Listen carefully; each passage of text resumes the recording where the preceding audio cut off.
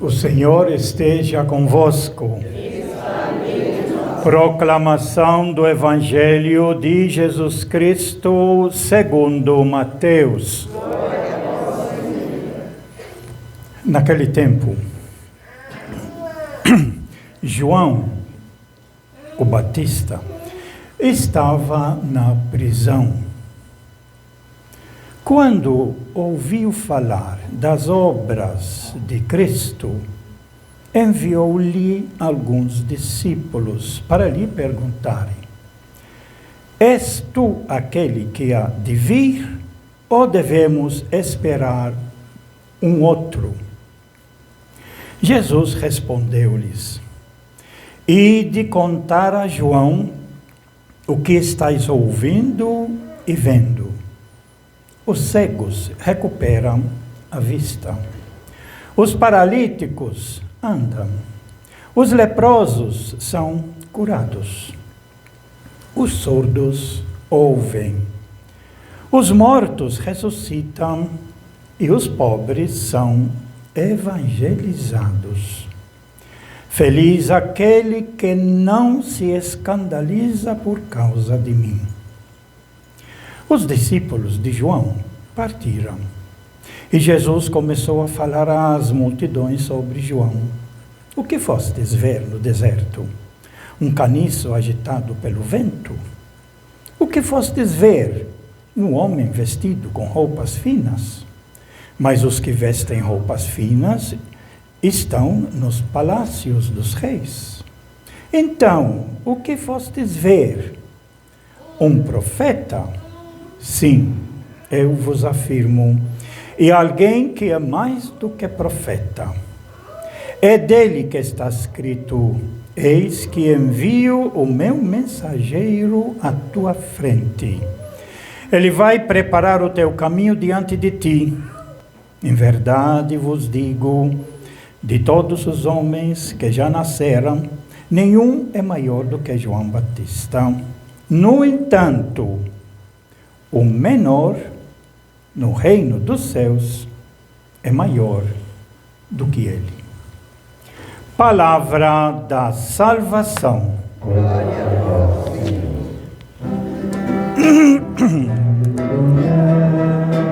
Aleluia, aleluia, aleluia, aleluia, aleluia,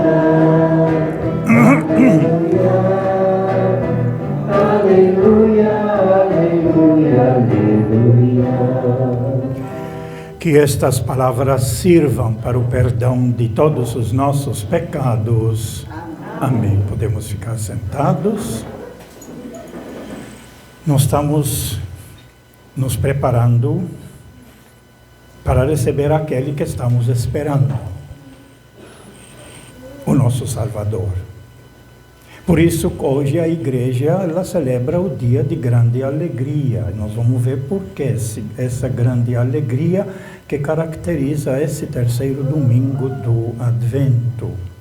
No primeiro domingo do Advento foi o vigiai. Prestai atenção, cuidado. Prestai atenção para você não ser levado, morto, perdendo até a própria vida. Por isso precisa vigiar sempre. Às vezes, por um triz, perde a vida. Isso que nós vemos acontecer. Portanto, precisa vigiar. Vigiar também para descobrir aonde é que está o verdadeiro Salvador, que é chamado Filho do Homem, que estamos esperando. Porque muita gente espera e não encontra o verdadeiro, encontra um outro que faz de conta, que ocupa o lugar, e que engana, e que elude A vida nossa nós estamos percebendo assim, tem quem conseguiu descobrir o verdadeiro Jesus e segue ele e faz realizar o seu projeto, e tem outros enganados, muitos deles querendo encontrar a verdade, mas são iludidos e enganados atrás de falsos messias. Por isso precisamos vigiar. Primeiro domingo do Advento. No segundo domingo do Advento, que tem a ver com a nossa leitura de hoje, foi apresentado um pedido de conversão por João Batista, que veio, como diz a nossa leitura de hoje, é dele que está escrito, isso está no profeta Malaquias, que é o último dos profetas, uns 300 anos antes de Cristo, que diz ele: eis que envio o meu mensageiro à tua frente, o meu anjo. Mensageiro é o anjo de Deus, é a presença de Deus através da figura de anjo. Eis que envio o meu mensageiro à tua frente, ele vai preparar o teu caminho diante de ti. Então, no segundo domingo, João Batista largou tudo do templo, se afastou do templo porque ele era sacerdote, porque é filho de sacerdote, deveria estar lá no templo. A gente não tem por escrito no Evangelho porque ele largou, mas a gente pode supor isso, que a estrutura do templo, na realidade, não servia para receber aquele que vem salvar o seu povo, e por isso que ele foi lá no deserto, no Rio Jordão, e criou um movimento muito grande. Esse João Batista criou um movimento muito grande que até gerou medo para Herodes, e aí Herodes mandou prendê-lo. Também porque João Batista criticava o próprio Herodes, né? Tem um outro autor da época que escreveu o livro A História de Israel, que ele conta isso. Parece que Herodes, quando viu um movimento grande de tanta gente que ia lá no Rio Jordão, ser batizado por João, se converter e assumir o compromisso novo, não na base do templo, que era tudo enganador. Jesus vai dizer isso mais tarde, né? Fizeram da minha casa um covil de ladrões. João Batista já percebeu isso, saiu de lá e um movimento grande se formou. Por isso, diz o historiador Flávio Josefo, ele disse que Herodes ficou com certo receio, mandou prender João, que é a nossa leitura que começa exatamente naquele tempo. João estava na prisão. João estava na prisão. E aí, na prisão, os seus discípulos, eles iam levar para ele as informações do que estava acontecendo. E as informações sobre alguém que tinha aparecido, que estava fazendo algo diferente. Nós precisamos lembrar que João, por exemplo, no próprio evangelho do evangelista João, o próprio João Batista indicou: eis aí o Cordeiro de Deus, frase que nós usamos aqui na missa. Eis aí o Cordeiro de Deus que tira o pecado do mundo. Portanto, João Batista, ele estava consciente que aquele que deveria vir, para quem ele veio para preparar o caminho, já está presente. Agora João está preso. E ele ouve falar algumas coisas que ele até... assim, mas será que aquele que eu apresentei, que virá depois de mim, é ele realmente o Messias? Por que isso? Porque a nossa leitura, ele continua dizendo: quando João Batista, da prisão, ouviu falar das obras de Cristo, das obras do Messias, aí ele entrou em dúvida. Por que ele entrou em dúvida? Porque as obras que o Messias, o Cristo, ele realizou, ele está escrito aqui, né? Os cegos recuperam a vista, os paralíticos andam, os leprosos são curados, os surdos ouvem, os mortos ressuscitam e aos pobres é anunciado o Evangelho, a Boa Nova. Por que isso assustou João, que está na prisão? Aí nós vamos lembrar um pouquinho o discurso de João Batista, que a igreja colocou para nós na liturgia do domingo passado. João Batista, que está batizando no Rio Jordão, a multidão de todos os lugares vem para ele se batizar, assumir o compromisso, se converter, se arrepender, mas diz assim, quando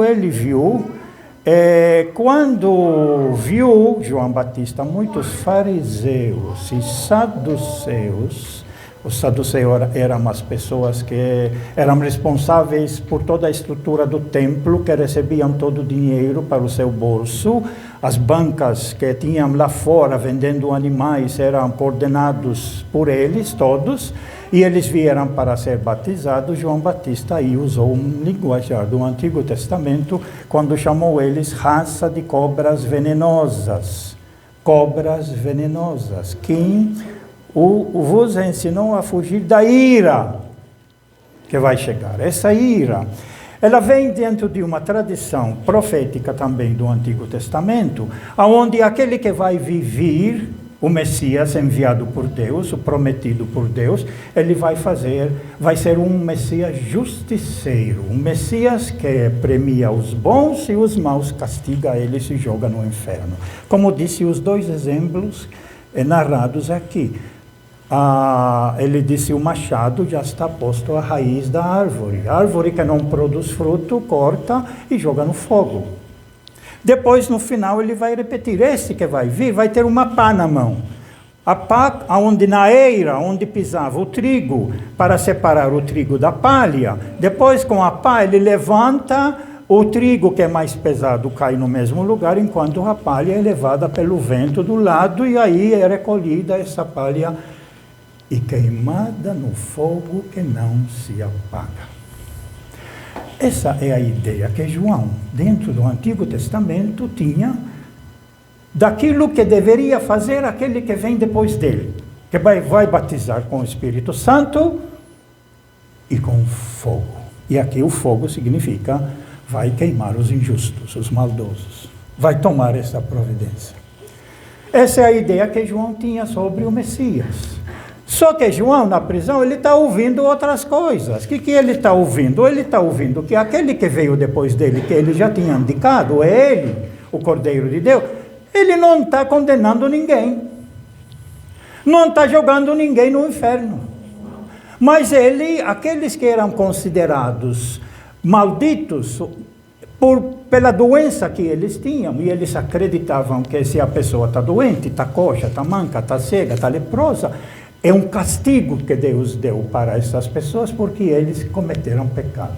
Essa era a mentalidade. O que os fariseus ensinavam ao povo. Está doente? Você pecou, por isso Deus te castigou.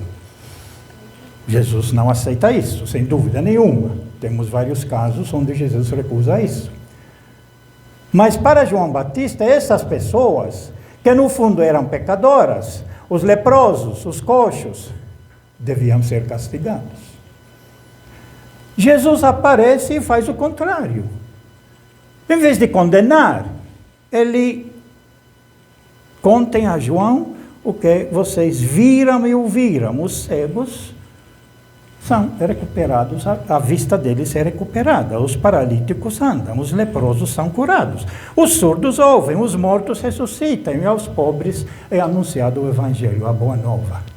E nós vemos no Evangelho de Lucas, no calendário litúrgico anterior, mais recente nesse ano, a misericórdia que Jesus mostrou para com o povo. Jesus, inclusive no Evangelho de São João, e vemos essa leitura na Quaresma, pois Deus não mandou seu Filho para condenar, para julgar e condenar, mas mandou seu Filho para nos salvar, para recuperar o mundo, para recuperar aquilo que estava perdido. Portanto, há uma diferença que destaca na nossa leitura de hoje entre a pregação de João sobre a ira de Deus, quem não presta joga fora, e o projeto de Jesus, quem não presta ajude a prestar agora, ajude a recuperar. Essa é a diferença que existe, e por isso João está na prisão, e por isso Jesus vai dizer: feliz aquele que não se escandaliza por causa de mim, porque esperavam de mim condenar, e o Pai me mandou salvar os meus irmãos, os filhos de Deus. Todos somos filhos de Deus. E essa é a atitude. Veja bem, o que a mãe faz com os seus filhos? Quando alguém erra, quando alguém fica doente, que está errado também, devia viver na vida. Isso talvez é uma coisa que é difícil a gente entender. Quando a criança fica doente, o que a mãe faz? Faz de tudo para tentar lutar, para levar no pronto-socorro, no médico, pedir ajuda para curar. Quando a pessoa erra, isso é mais difícil a gente entender, mas é um erro, a pessoa erra. Qual é a atitude da mãe? É tentar ajudar o filho para tentar superar o erro, vencer o erro e tocar a vida para frente. Essa atitude está até na própria natureza, mas na mentalidade de alguns, uma parte dos profetas do Antigo Testamento, aquele dia do julgamento, de condenar os que erraram, enquanto Jesus diz: o Pai não quer condenar ninguém. Essa ideia já tinha aparecido no profeta Jeremias. Eu li uma vez, não sei onde está, mas o povo incitava o profeta Jeremias: por que não pede a Deus mandar fogo queimar todos os injustos e os malfeitores e pronto, acaba? A mentalidade que eles tinham, que ia fazer o Messias, que ia entrar em Jerusalém, e Deus ia mandar os seus mensageiros, os seus anjos, né, com todas as armas que eles têm, iam depor quem está no trono, que era um carrasco, e colocar no lugar dele o Messias. Julgar os mortos, os que estavam errados, os injustos, malfeitores, jogados no inferno, e sobra só aquilo que é bom. Essa era a mentalidade. Jesus fez tudo o contrário. Nós vimos como Jesus na cruz, o que ele falou? A palavra que nós refletimos na Semana Santa, uma das 7 palavras de Jesus na cruz: Pai, perdoa-lhes porque não sabem o que fazem. Deus é Pai e quer sempre o bem a todos os seus filhos. E são filhos dele todos os seres que vivemos no mundo. Todo ser humano que vive no mundo é filho de Deus, e é por isso Jeremias falou: como? Deus não quer a morte de nenhum de seus filhos. Deus quer que o seu filho se converta e viva. Se converta e viva. E isso que Jesus nos trouxe. Por isso que o Evangelho de Lucas, que nós acabamos de ler, no ano litúrgico anterior, exatamente vai mostrar a misericórdia de Deus, o perdão de Deus, a acolhida. Vai ter aquela mulher pecadora que Jesus vai receber e vai dizer aos outros: quem de vocês estiver sem pecado, atire nela a primeira pedra. Todo mundo foi embora. E Jesus disse: teus pecados estão perdoados, não peques mais. Acolhe a todos, recebe a todos. Quanta alegria tem a pessoa que está cega e começa a ver. Quanta alegria uma pessoa que está doente e a mãe recebe no telefone: seu filho tem alta. Quanta alegria tem. Quando nós vencemos. Esse é o domingo de hoje. É o domingo da alegria que a igreja colocou para nós. Na primeira leitura, a alegria grande de um povo que estava todo escravo lá na Babilônia, e a alegria agora por um edito que foi feito por um outro rei que venceu o rei da Babilônia.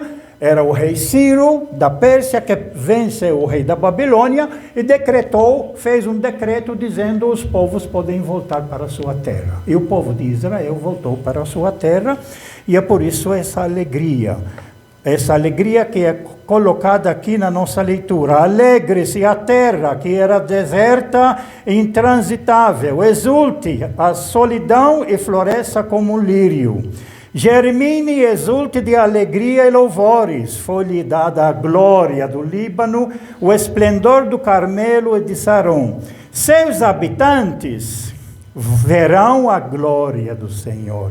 E aqui nós vamos ver em que consiste a glória do Senhor, né? Nós já vimos outras vezes, a glória, Deus fica glorificado quando o bem é feito, quando a pessoa recupera a sua vida, quando a pessoa se corrige, aí a glória de Deus, a majestade do nosso Deus. Fortalecei as mãos enfraquecidas, essa é a função que devia fazer aquele que vem, o Salvador. Fortalecei as mãos enfraquecidas, firmai os joelhos debilitados, dizei às pessoas deprimidas, criai ânimo, não tenhais medo, vede o vosso Deus. É a vingança que vem, é a recompensa de Deus. Essa vingança que vem no sentido, eu vou fazer de tudo para conseguir fazer o outro se erguer. E dedica a sua vida toda para ajudar a pessoa a se erguer. Imagino essa vingança nesse sentido. É Ele que vem para nos salvar, para vos salvar. Então, diz o texto, se abrirão os olhos dos cegos, se descerrarão, tirar a serra aqui, descerrarão os ouvidos dos surdos. O coxo saltará como um cervo, e se desatará a língua dos mudos. Os que o Senhor salvou voltarão para casa. Eles virão a Sião, cantando louvores, com infinita alegria, brilhando em seus rostos, cheios de gozo e contentamento. Não mais conhecerão a dor e o pranto.